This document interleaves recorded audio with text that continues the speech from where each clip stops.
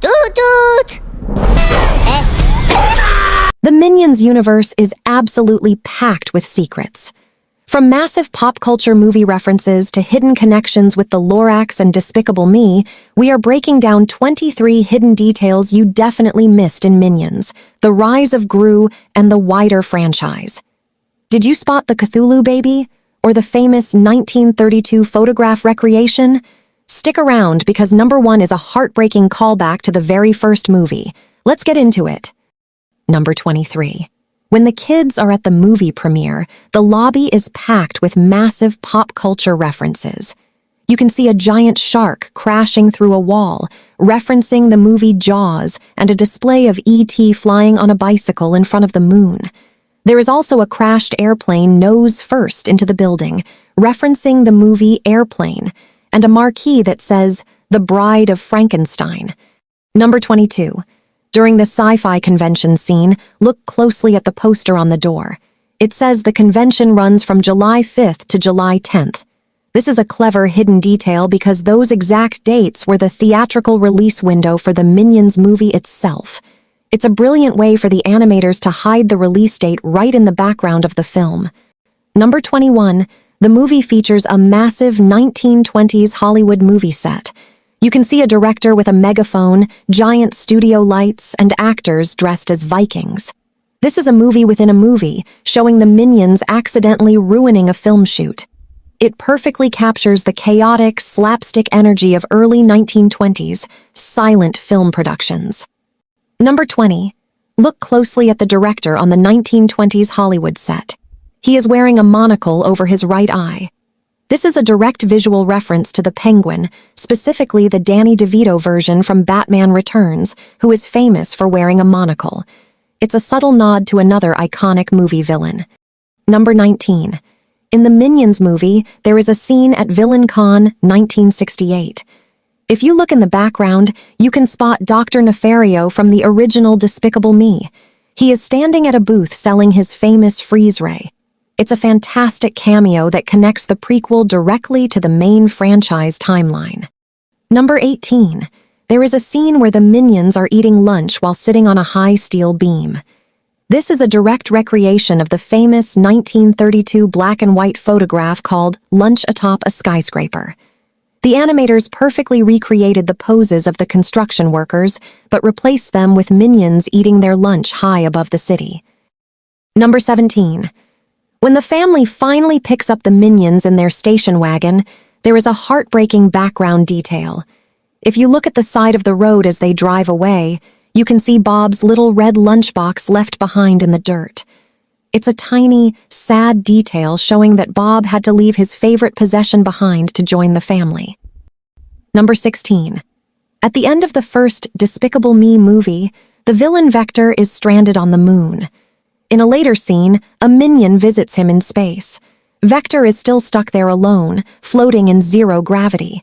It's a hilarious continuation of his fate, showing that he never actually made it back to Earth. Number 15. At the Carnival scene, there is a knockdown game booth with cans stacked in a pyramid. But look closely at the prize shelf on the left side. There are small yellow Minion toys on the shelf as prizes. This is a hilarious meta Easter egg where the Minions are literally prizes at their own carnival game. It's a clever fourth wall break by the animators.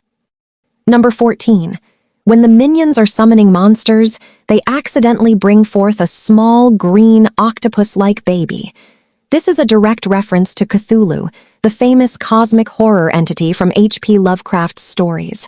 The baby has the iconic tentacle face of Cthulhu, but in a cute, harmless form that the Minions accidentally adopt. Number 13. The monsters the Minions summon include a giant orange gelatinous blob and massive sea creatures. The orange blob is a direct reference to the classic 1958 horror movie, The Blob. The giant sea monsters are references to the Kraken. It's a great mix of classic horror movie monsters brought to life in the Minion universe. Number 12. When the Minions explore the Egyptian tomb and wake up the mummy, look at the hieroglyphs on the wall. Right next to the mummy's sarcophagus, there is a hieroglyph carving of a toilet.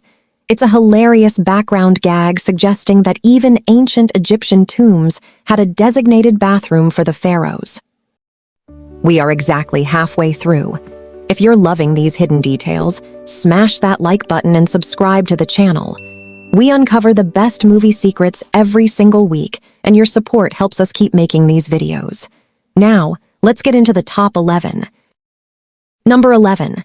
The Minion language, known as Minionese, is actually a mix of real-world languages. If you listen closely, you can hear words from Spanish, French, Italian, English, and even Japanese. For example, they say gelato for ice cream and kampai for cheers. It's a clever linguistic mashup that makes their gibberish sound familiar. Number 10. Here is a massive behind-the-scenes secret. All of the minions are voiced by the exact same person. That we make, we want it to be relatable for the people watching. And so obviously falling in love is one of them, or having a child that is falling in love, like in Margot's case, like a girl, your daughter falling in love with, a boy.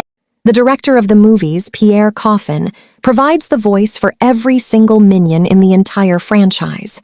He creates all their unique pitches, laughs, and screams, making him the true voice behind the yellow chaos. Number 9. Have you ever wondered why minions always wear goggles? According to the franchise lore, minion eyes are extremely sensitive to light.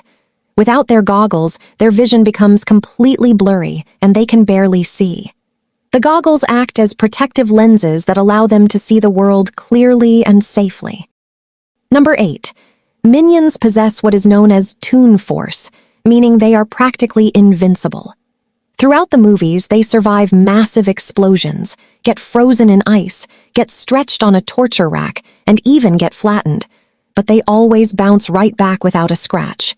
They simply cannot be permanently harmed. Number 7. In the Caveman era sequence, the giant caveman boss named Gortar is walking around. Poot poot poot! If you look at his foot, he steps directly on a Lego brick and yells in pain. It's a timeless, relatable joke that proves stepping on a Lego hurts, even if you're a giant prehistoric caveman. Number 6. When the minions are looking at the map of their journey, look closely at the names of the oceans and islands. You can see funny puns like Blablaboat, Mati Gru Oceanus, a pun on My Gru, and a volcano named Abra de Cadabra. It's a great example of the animators hiding jokes in the background art. Number 5. In the 1920s street scenes, look at the newspapers the background characters are reading. The headlines are hilarious jokes. One says Santa robs bank, another says Marty the dog wins award refuses to give speech, and a third says good news. Everyone is rich. It adds a lot of charm to the historical setting. Number 4.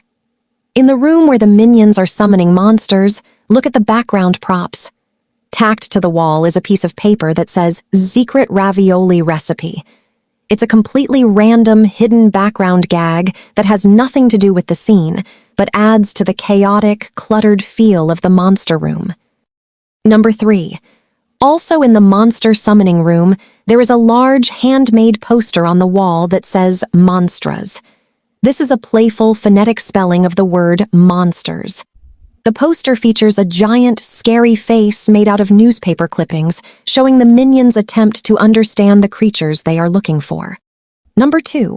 The names of the main minions actually have specific meanings that match their personalities. Kevin's name means stubborn, which fits his role as the leader. Stuart's name means lazy or steward, fitting his cool, relaxed vibe. And Bob's name means short or little, which perfectly describes the smallest and youngest of the trio. Number 1. And number 1, the ultimate literary Easter egg. In the Minions movie, there is a scene where the minions are getting ready for bed in their room. If you look closely at the minion reading a book under the covers, the book he is holding is the classic novel Moby Dick by Herman Melville.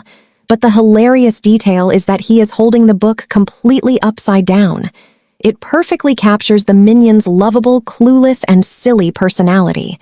From the Cthulhu baby to the lunch atop a skyscraper recreation, the Minions universe is a masterpiece of hidden details. Which one was your favorite? Let us know in the comments. If you enjoyed this video, don't forget to like and subscribe for more movie secrets. Thanks for watching, and we'll see you in the next one.